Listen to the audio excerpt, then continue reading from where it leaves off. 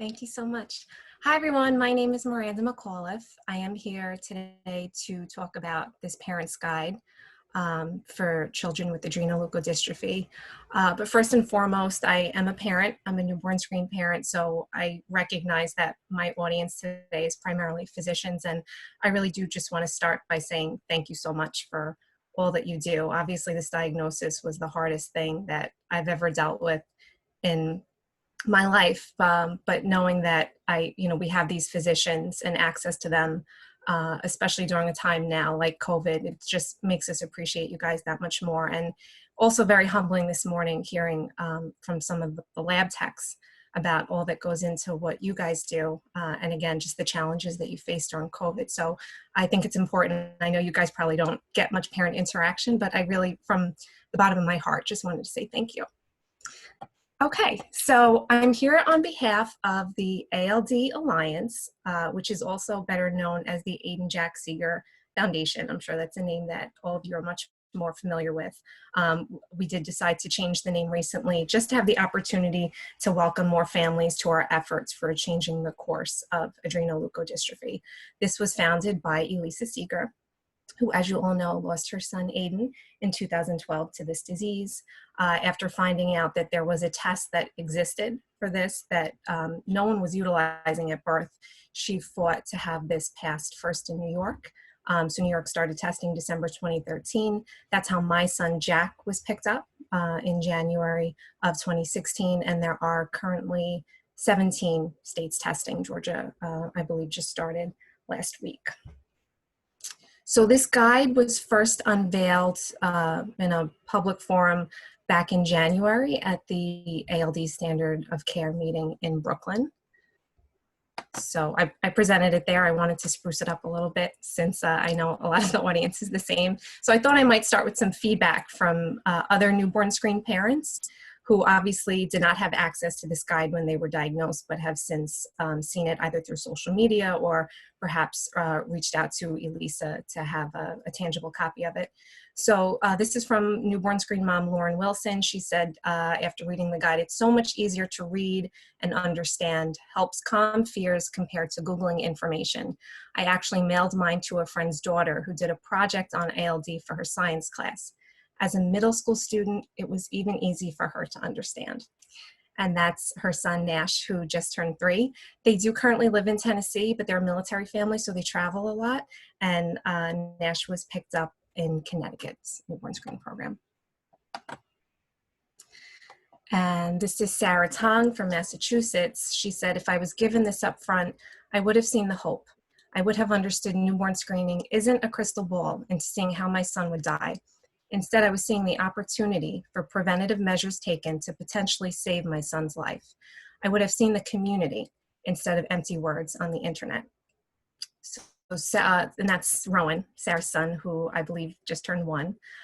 Sarah was first given the diagnosis actually from her pediatrician, and he had made a comment something along the lines of that they would have been better with a cancer diagnosis because there would have been more of a plan that they could follow in terms of treatment, which I know is so cringeworthy, and I hate to have to say it, but she had to hear it. So, I think it's important that we share a lot of the different stories today about how these families are getting this diagnosis and this information.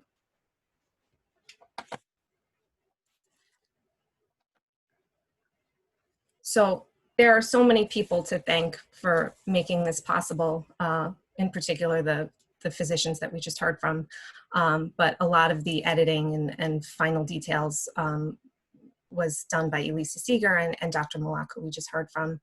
I also want to acknowledge that this was funded through an educational grant from Bluebird Bio and ALD Connect. And this guide was created with the intention that it be distributed to the metabolic centers, just because they're the ones that are getting the diagnosis. But as I mentioned, she did have a bunch of these printed at first, and we will get requests and happily mail them out to families that inquire for it. And I also want to make everyone aware that while it is a guide, I guess I should show that, looks just like this, it's also a live website, which you can find at aldnewbornscreening.org. all of the content is there. So, I think it's fine to go to it and refer families to it. It's like 96% done. We're really just playing around with some other organizational stuff to make it user-friendly and adding pictures and things like that. So just some background information. I would say this guide was 7 years in the making, so pretty much as old as newborn screening is. It became very apparent to Elisa as these babies were being diagnosed that they needed some type of tangible information, some kind of roadmap. This is a multidisciplinary disease. They're going to need to see a lot of different types of doctors. So just some guidance with what to do from the point of diagnosis. The planning meetings, as I remember them, began in the summer of 2018, so about 2 years ago. I remember as a parent contributing, I just went back to my notes, which was really just chicken scratch, in a bunch of his medical papers, with what questions did I have for the doctors? What were they able to answer for me? What did they not have answers to, just because it was still so new for all of us, just so that I can kind of put myself back in that mindset and see how we could best help parents. And it really was just a beautiful collaboration between the clinician work groups, the newborn screening labs, and of course the parents, with, again, the ultimate goal that they have this roadmap to follow. And I do want to acknowledge, because you look at this guide, for those of you that have it in person, it's 30 pages. It may seem like a lot to a parent that's just getting this diagnosis, but overwhelmingly the consensus was that there's no such thing as too much information when it comes to hearing the words adrenoleukodystrophy, and such, when your child is days old. I think there's different types of moms and dads. I was the parent that information seeker. I wanted to know everything up front. I stayed up nights at a time trying to learn as much as I could, make sure that the doctors that we were seeing, knew as much as I had learned. And then there's also parents who, this is going to be a lot to digest at first. They may skip ahead to the treatment section and not look at anything else, and that's fine, but at least they have the information and it's there for when they're ready for it. And, this actually just happened to me on Friday. So my son's 4.5, we're going every 6 months. So we had his clinic day on Friday, and thankfully my son is asymptomatic. But when his adrenal labs came back, cortisol looked good, ACTH keeps creeping up. So the endocrinologist wants to do a stim test, which is the protocol that we should be following under Dr. Ragelman's algorithm that she shared earlier. So I know this because I'm a parent and I know all the steps, but oftentimes, we know the steps, but we forget the why. And my family got very nervous after hearing that Jack was going to need another test. So I found myself going back to the guide, and I went to page 17 under endocrinology, and I was able to explain to them, look, this is okay. He might be missing something that he needs, in case he might need stress dosing. We just want to make sure that in times of physical stress that we're keeping his blood pressure and his sugar regulated. And it, made everybody happier. So even now, 4.5 years into this diagnosis, I found it helpful when talking to my family about it. So why was this information needed? I think a lot of the information that was given out initially when newborn screening started is now outdated, and I don't say that in a negative way. It's just it's been 7 years, and look how much we've learned since then. So I think it's important that parents are getting the most up-to-date information. Some parents do receive nothing. Natasha Spencer's words really resonated with me for the crab presentation earlier today. The doctor scribbling down the disease and saying, go Google it. You really need something for these families to go home with. And, as I said, all the parents I spoke with, they really do want as much information as possible.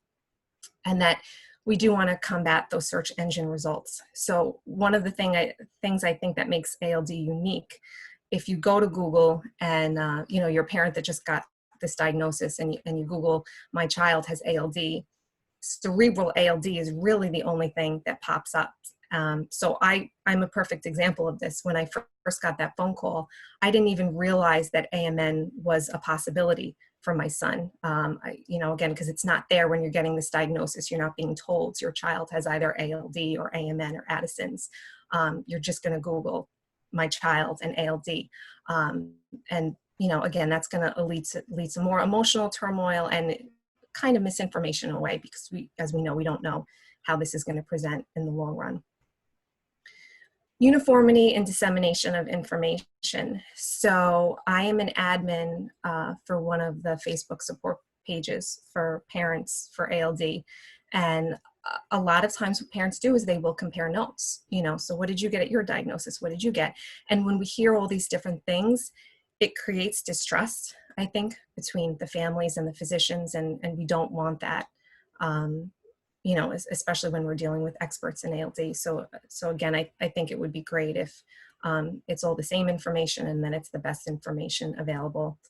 And of course, stressing that while this is a horrible thing to have to hear, that newborn screening is a positive thing. This is a key component that's missing in so many of the stories that I hear from parents. Things is just getting the diagnosis and a pediatrician saying, I don't really have much information for you. Go home and love your son. Again, I hate to have to say it, but it is happening. Another bonus, I think, that came out of this, and we heard about this in the last presentation, these clinician work groups, they lead to publications, and that makes insurance coverage better. So I know my neurologist has to do these peer-to-peer reviews. I know it's a pain in the butt just to get these MRIs approved every 6 months. So I know when these groups are formed and these publications are out there, it makes that so much easier. And then there just is one more point I like to bring up for why I think a guide like this is so important. The next slide's going to seem a little crazy. It's a visualization of my mind going into that first appointment after getting the diagnosis about my son, Jack. So let me go to that. I'll give you a moment alone with my thoughts.